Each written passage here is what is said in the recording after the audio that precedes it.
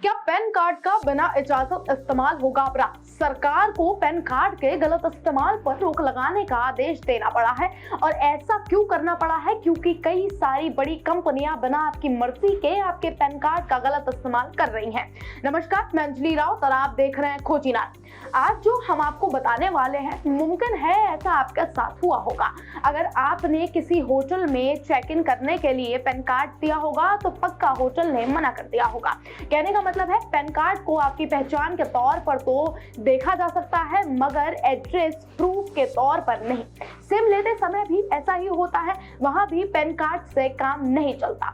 साथ में आपके पते का पता बताने वाला कोई डॉक्यूमेंट साथ में देना होता है। बोले तो पैन कार्ड इनकम टैक्स के अलावा कोई खास काम नहीं आता है। फिर ऐसा क्या हुआ जो सरकार को इसके गलत इस्तेमाल पर रोक लगाने का आदेश देना पड़ा है? और ऐसा क्यों करना पड़ा?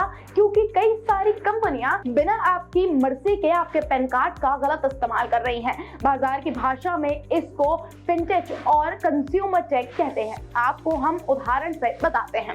कह सकते हैं कि महीने 2 महीने में आपके एसएमएस इनबॉक्स और व्हाट्सएप पर ऐसे मैसेजेस नमूदार होता ही होगा। कहां से वो बताने की जरूरत नहीं है, क्योंकि हमें ही नहीं पता कि हमने अपने पैन कार्ड डिटेल्स कहां कहां साझा किए हैं। इसके साथ 5 लाख का लोन 5 मिनट में होम लोन की दरें आपको चौंका देंगी वाले मैसेज भी आते हैं।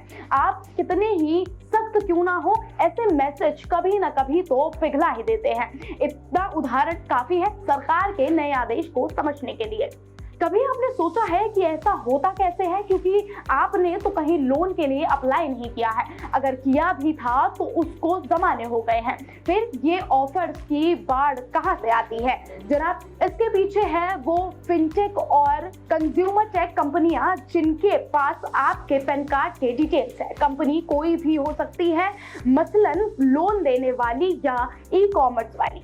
कमाल बात यह है कि डिटेल्स आपके अपनी मर्जी से दिए थे जब आपने उसके ऐप या वेबसाइट पर विजिट किया था। हालांकि बात वहीं खत्म हो गई, मगर आपके लिए, उस कंपनी के लिए तो आप सोने के अंडे देने वाली मुर्गी हो।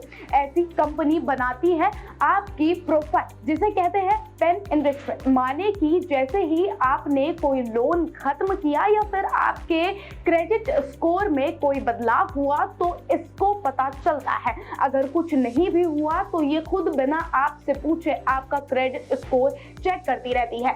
आगे क्या होता है वो हमने बता दिया। कभी ना कभी तो आप उनके मैसेज पर क्लिक करेंगे ही। आगे से ऐसा नहीं होगा, क्योंकि गृह मंत्रालय के अंतर्गत काम करने वाले Indian cyber crime coordination centre ने फिनटेक और कंज्यूमर टेक कंपनियों को आदेश दिया है कि ये सब बंद करो। Digital personal data protection act 2023 के अंतर्गत ये आदेश जारी किया गया है कि अब इसका मतलब ये नहीं कि कंपनियां आपके डेटा पर पालथी मारकर बैठ जाएंगी। वो आपकी क्रेडिट हिस्ट्री तो जरूर चेक करेंगी, मगर आपसे पूछकर अगर आपने नो बोला तो नो मीन्स नो। तो ये थी हमारी आज की खास रिपोर्ट। बाकी खबरों के लिए बने रहिए हमारे साथ और देखते रहिए खोजीनार।